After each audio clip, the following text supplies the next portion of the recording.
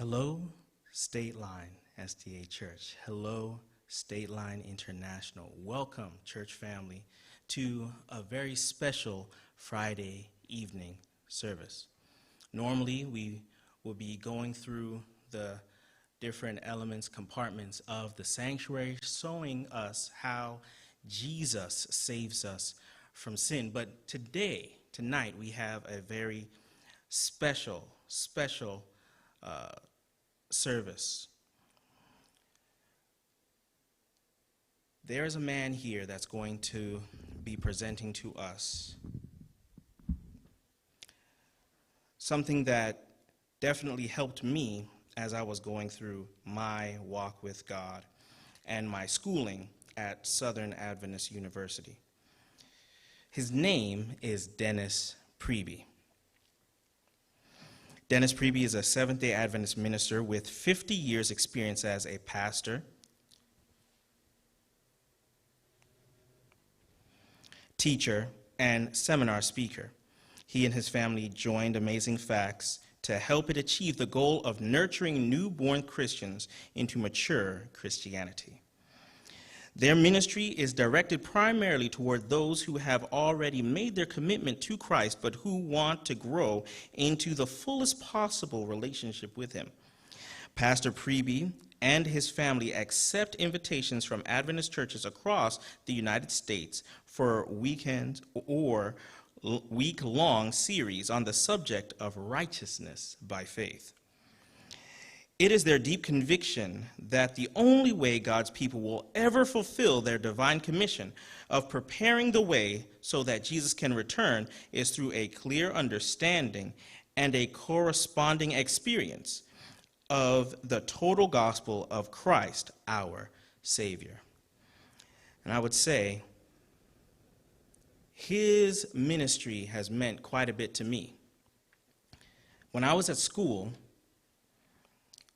studying for the ministry, there were many things that I saw and heard, specifically in classes, that it just didn't seem to correspond with that which I had read in my Bible and in the Spirit of Prophecy, which of course is both in English. And it was through his ministry and through also the ministry of one Herbert Douglas and others that I was brought to a conclusion that this is still God's church, and God's ship, the ship of Zion, will go through no matter what. So without any further ado, the next voice you hear will be that of Minister Dennis Priebe. Thank you.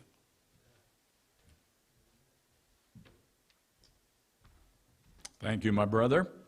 And we're almost feeling like family here. We've been here, I think, the third time, if I'm counting my times right. And we are just delighted to be coming back, particularly since things have been so disrupted in the last couple of years. And so we're just very happy to be here. And we hope that this weekend will be profitable for those who are here and those who are watching. Wherever you may be, some I understand from well around the world, in all kinds of places that we would not expect, but the Lord knows. All right, we're going to emphasize a lot on the screen tonight. You can see the title of our message, The Trojan Horse, and the basic story is very familiar. We all know it. The Greeks were determined to conquer the independent city of Troy. They were having a lot of difficulty. They laid siege to the city for 10 long years with no success. Finally, they came up with an unusual strategy.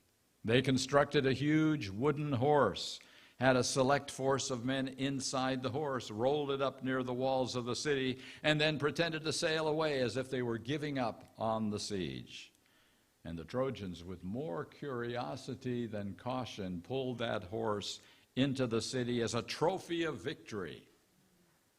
That night, the Greek soldiers crept out of the horse, opened the gates of the city for the Greek army, which had sailed back under cover of darkness, so that they could fool the city of Troy.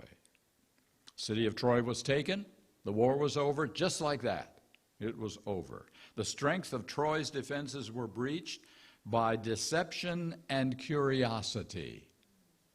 We may be well prepared for a direct attack, but totally unprepared for an unexpected diversion. There's another story from World War II.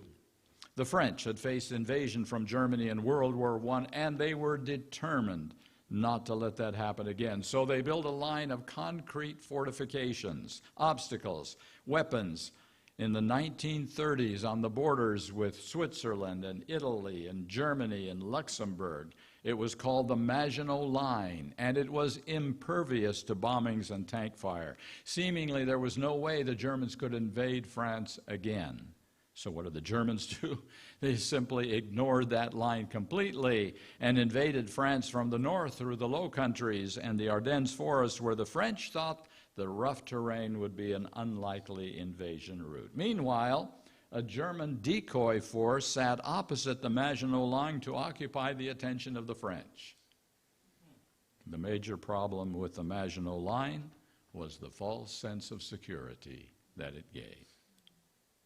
Have we had Trojan horses and Maginot Lines in the recent history of Adventism? I submit that we have had exactly the same problem of curiosity and a false sense of security, and we have been successfully invaded while our guard was down. Adventist truths have been under assault from the very beginning of the church, and we prepared our defenses very carefully to meet a frontal assault. We knew what the enemy would bring. We were able to respond very effectively to objections to our doctrinal beliefs. We had well-defined responses to Catholicism and liberal Protestantism. So the master strategist, Satan, devised a Trojan horse to attract our curiosity and lower our sense of danger. You see, we're not the only church to believe in the absolute authority of the Bible and the soon coming of Jesus. Our evangelical friends seem to be so much like us in personal salvation by God's unmerited grace through faith, as well as a strong drive for soul winning. We feel that we can learn so much from them in the effective growth of churches, in attractive worship methods, and the retention of our youth. We have fought the enemy of worldly standards and the lack of faith known as liberalism for many years, but we have been blind to the equally dangerous danger of conservative evangelicalism. So our curiosity and our sense of doctrinal security allowed us to bring the Trojan horse right into our midst, the heart of Adventist beliefs. And the danger for us is the same as for the people of Troy, which would be, Satan hopes, the total destruction of this movement of prophecy. So let's take a very close look tonight at this Trojan horse that is sapping the life out of Adventism. What is the heart of this well-defined set of beliefs regarding salvation? There are 5 major issues at the root of the gospel. Number 1, involuntary sin. That means that all became sinners simply by being born. You're not a sinner because you made a decision. You made a sinner. You were counted a sinner because you were born that way. Number 2, the unfallen nature of Christ, and that's the belief that Christ took upon himself the sinless nature of Adam before the fall, or that he had a hybrid nature, partly fallen and partly unfallen. Number 3, salvation by justification alone. This is the belief that the ground of Christ's salvation is justifying righteousness only, as distinct from the transforming, empowering righteousness of regeneration and sanctification, which are only results of salvation, not causes of salvation.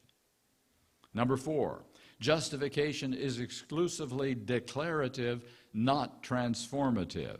This is the belief that justifying righteousness only declares a person righteous, as distinct from actually making him righteous. And number 5, the imperfectibility of Christian character. This is the belief that even through imparted divine strength and help, perfect obedience to the divine law remains impossible for the Christian in this life. Those are the 5 major beliefs on salvation of our evangelical friends. In light of these beliefs of the evangelical gospel, it becomes imperative that we understand the true gospel. And following now are a few brief, very brief responses to the evangelical gospel. Number 1, whosoever committeth sin transgresseth also the law, for sin is the transgression of the law. Did you know that Ellen White calls this the clear definition of sin, the true definition of sin, and 8 times she calls it the only definition of sin? In commenting on this verse, she says it means to willfully transgress the law of God in thought or word or action. So we're not born sinners. We have chosen to become condemned, lost sinners. Number 2. Well, no, let's say with this. James 4:17, therefore to him that knoweth to do good and doeth it not, to him it is sin. To the one who knows what is right and does not obey. That eliminates a baby. It's not possible for a baby to be a sinner if this text is true. Another, this time from John chapter 9, verse 41. Jesus said unto them, these are the Pharisees, if ye were blind, ye should have no sin. But now ye say, we see, therefore your sin remaineth. Knowledge, awareness, understanding only. The sin for which we are condemned and lost is never involuntary. It is never a state of birth. All right, now number 2, Jesus Christ and his nature. It would have been an almost infinite humiliation for the Son of God to take man's nature, even when Adam stood in his innocence in Eden. But Jesus accepted humanity when the race had been weakened by 4,000 years of sin. Like every child of Adam, that's like you and me. He accepted the results of the working of the great law of heredity. What these results were is shown in the history of his earthly ancestors. He came with such a heredity to share our sorrows and temptations and to give us the example of a sinless life.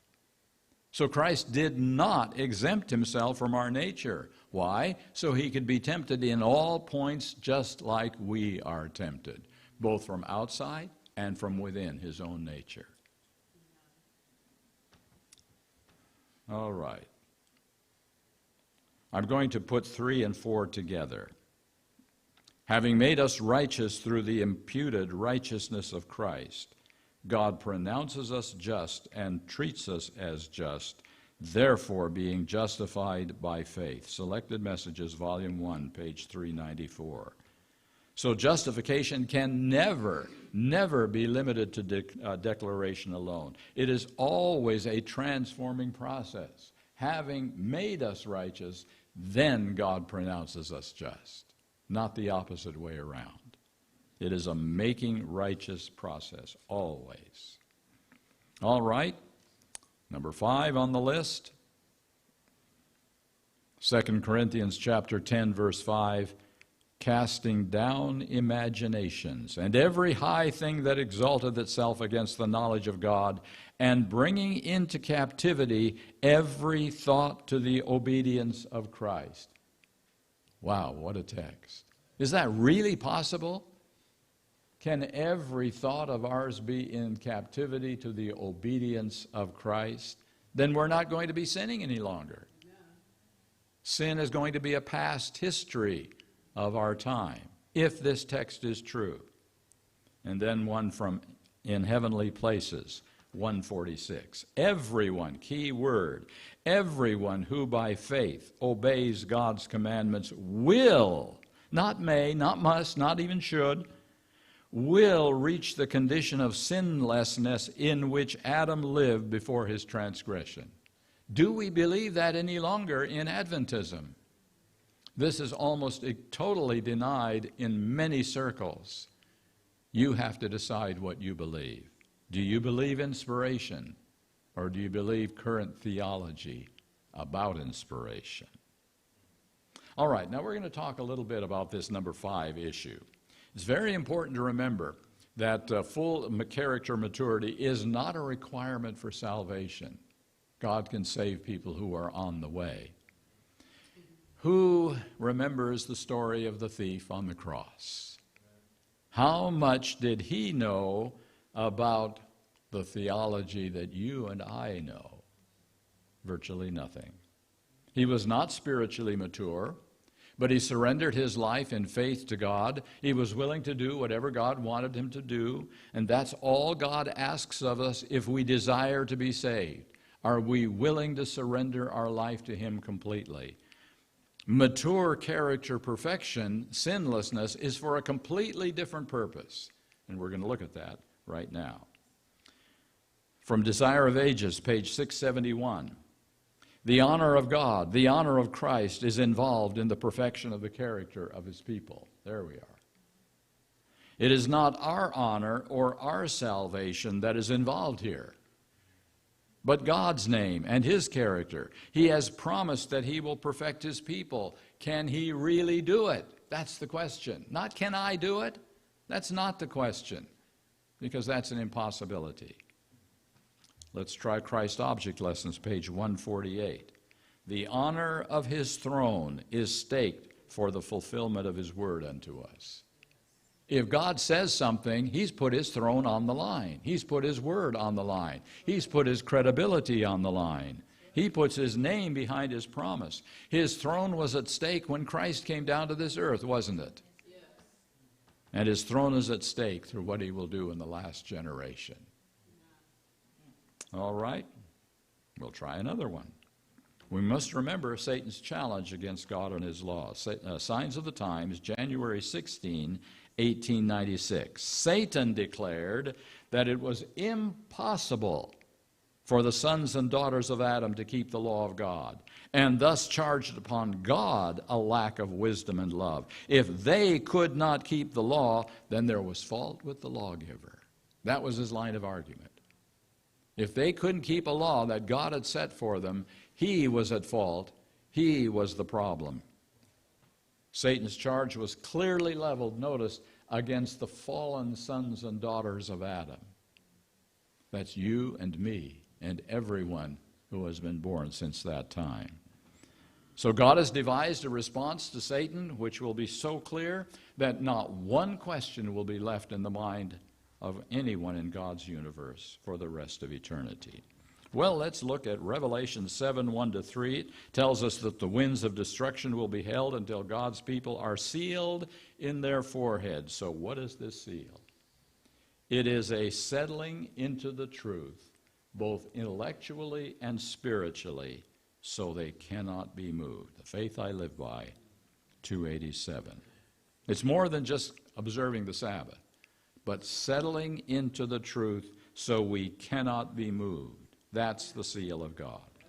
In a very special vision, Ellen White saw the angels of Revelation 7 getting ready to let the winds go in her lifetime. Here is what she said. Early Writings 38. While their hands were loosening, these are angel hands, and the four winds were about to blow, the merciful eye of Jesus gazed on the remnant that were not sealed, and he raised his hands to the Father and pleaded with him that he had spilled his blood for them. Then another angel was commissioned to fly swiftly to the four angels and bid them hold until the servants of God were sealed. And again, that's Revelation 7, 1-3. That's the mission and purpose of the Seventh-day Adventist Church. And remember, this is during Ellen White's lifetime that she saw this vision, well over 100 years ago, in which the angels were ready to let things go. And Jesus, by his blood, said, wait a minute, my people aren't ready for that yet. They aren't ready for what is coming. My blood, he pleaded for them. So the reason that Christ did not come in her lifetime and why he has not come in our lifetime is very simply God's mercy. God's mercy. He will not send his people into the cataclysmic horror that this earth is going to face while they are unprepared. And the only way they can be prepared is by receiving the seal of God. That's why the delay has happened. These people This last generation are going to face the greatest challenge that Satan has ever brought. They are facing the close of human probation and Satan's last desperate attempt to destroy God's plan of salvation. If there ever was a people in need of constantly increasing light from heaven, it is the people that in this time of peril God has called to be the depositaries of His holy law and to vindicate His character before the world. Testimonies, Volume 5, 746. I'd say this demands a full understanding of the plan of salvation and our place in the completion of that plan. And another from Desire of Ages 763. Every character will be fully developed, and all will show whether they have chosen the side of loyalty or that of rebellion. Then the end will come. God will vindicate His law and deliver His people. Please notice, God does the vindicating of His own law, but He does it in the characters of His people. He doesn't do it on paper. He does it in His people. The fully mature development of both the righteous and the wicked is necessary for the final vindication of God's character and His law. Well, those are some of the reasons that the last generation will need an experience like no other generation has ever had in the history of this earth, facing the close of probation, and why God in His mercy has prolonged the time. The seal of God is at stake. The character of God is at stake. All right, now, what is this Trojan horse that has insinuated itself into the heart of Adventism? We can trace its beginnings in the United States to a new to Protestantism method of interpretation of prophecy called futurism. This method was actually begun by Catholic scholars to deflect the Protestant identification of the Catholic Church as Babylon and the Pope as Antichrist. All the prophecies of Daniel and Revelation were placed in the future with a yet-to-be-determined Antichrist. We don't know who he's going to be yet. In the Protestant version, the 70th week of Daniel 9 was placed in the future. The Old Testament prophecies of the restoration of the Jewish nation would be literally fulfilled. The temple would be rebuilt. The Battle of Armageddon would be the final battle between the Jews and the heathen, and also included, of course, is a secret rapture of the faithful, so they would not have to face the final tribulation. These beliefs are shared by a number of conservative Protestant churches who, notice, believe in the absolute authority of the Scripture and the soon coming of Christ, and who emphasize evangelistic fervor and church growth, all of which are shared by Adventism. That's why we've kind of thought kindly of this group of people. And just by the way, here are 5 other evangelical teachings. The atonement was completed at the cross. Nothing is happening after the cross that matters in the great controversy.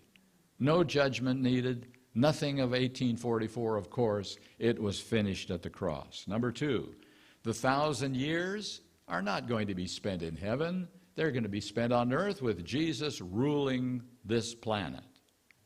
Number 3, the soul is immortal and will go to heaven or hell immediately at death. Number 4, hell is an unending fire burning for all eternity. And number 5, of course, the seventh-day Sabbath is not relevant to this whole process. That's evangelical teaching, separate from their teachings of the gospel. These are their beliefs. Now, the interesting thing about the evangelical movement in the United States in the last 40 years is that it has morphed into the political arena. During the early 1800s, there were several political parties which settled into 2 parties, the Whigs and the Democrats. Soon the Whig Party disintegrated and was replaced by the Republican Party. Now, please notice, these are not our parties today, but the positions of these parties have changed over the last 100 years, so that our parties, as we know them, are not even close to the parties as they were 100 years ago. Today, these parties, as you well know, have gotten so polarized that labeling and demonization have become the norm. If you don't agree with my party, you're the enemy. That's our situation today. And the evangelical movement, believe it or not, has immersed itself in modern power politics. In the 1950s, religion and politics began to form alliances. Billy Graham and other evangelicals began to promote anti-communism. One nation under God became a catchphrase. Religious leaders began to promote free enterprise and big business.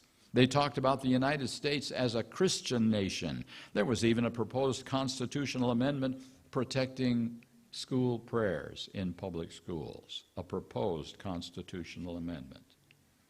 So, as evangelical theology has become increasingly linked with politics, an interesting thing has taken place. Since evangelicals were primarily conservative, their political leanings became exclusively conservative, and evangelical theology began to take second place to conservative politics. Evangelicals saw conservative politics as their only mechanism to effect moral change in America. Modern society, they believe, has been so damaged by godlessness and lawlessness, with absolute truth being replaced by whatever works for me, and the boundaries of sexuality becoming hopelessly blurred, all of that.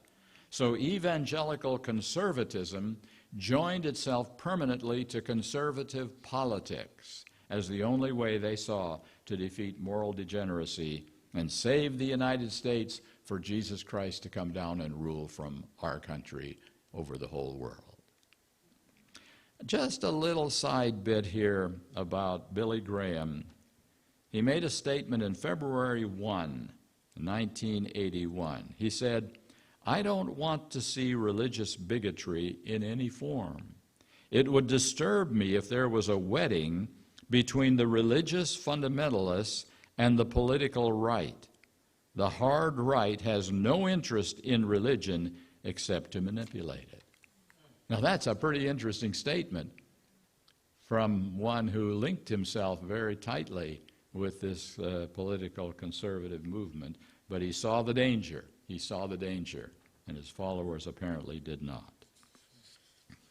Since Adventism share many concerns about our America with our evangelical friends, it was very easy to agree with them about conservative politics. Very easy. The only way to nullify the corrosive influence of liberal religious beliefs combined with liberal politics. Once again, our defenses against liberalism outside our walls allowed us to ignore the very dangerous Trojan horse of conservative evangelical politics and theology invading our minds and our churches. And I just say, if only we would have followed Ellen White's wise, inspired counsel to bury political questions, we might not have opened the doors of to the Trojan horse so widely. Suddenly, a new issue took center stage in the religious evangelical alliance with politics. Guess what? Abortion. Now, I want to make very clear right here, I do not believe in abortion. I am against it. And the Adventist Church has taken a stand against it also. I'm talking here about how abortion has become a political issue. Not a moral issue at this point, a political issue. In 1968, think back with me a little bit. In 1968, even Christianity Today, which is an evangelical magazine from the very beginning, refused to call abortion sinful. 1968. In 1971, delegates to the Southern Baptist Convention allowed abortion under certain defined circumstances. That was reaffirmed in 1974 and 1976. But in 1979, opposition to abortion became a rallying cry for evangelicals due to the influence of a Catholic activist who coined the term moral majority and saw the effectiveness of the abortion issue in defeating some liberal politicians in 1978. We can use this. This is something that works. And this resulted in the modern religious right and the Catholic Evangelical Protestant Alliance. Isn't that an amazing alliance? Catholic Evangelical Alliance, which believes that morality can and should be a matter for political legislation. get the laws on the books, make the people obey them. Make no mistake here. The use of civil power by apostate Christianity is making coercion a substitute for conversion and will lead directly to the formation of the image to the beast, what we're talking about tonight. I think it's also very significant. Just a couple of years ago, in 2018, August, a state-like dinner was held at the White House for 100 evangelical leaders to celebrate evangelical political leadership. It would be well to remind ourselves just of one thing right here. We talk about religious liberty a lot. It means two different things for Adventists and evangelicals. Adventists want to allow freedom of conscience for all, especially minority religious beliefs. We advocate freedom for Catholics, for Protestants, for Buddhists, for Muslims, and even atheists. That's freedom of religious expression. But evangelicals and conservative Catholics advocate liberty for their version of Christianity, since they believe that's the only way of salvation, while other beliefs are heathen and do not merit special protection. That's a different brand of religious liberty.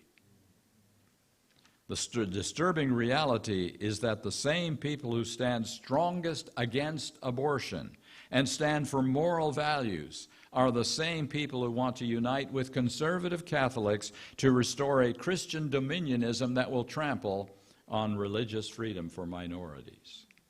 Evangelical theology has been hidden inside evangelical politics and is the greatest danger our church has faced from outside Adventism.